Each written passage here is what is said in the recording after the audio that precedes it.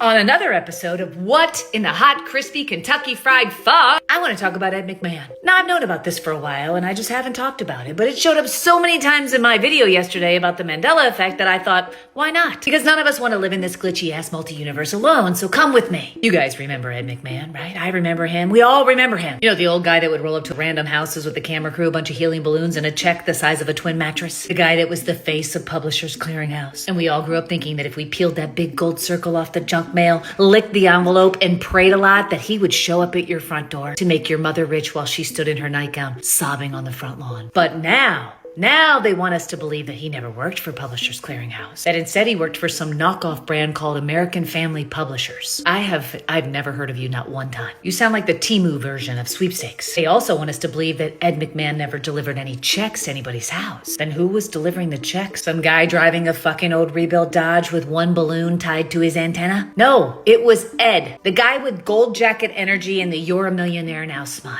I can't even go and ask Ed because he's dead.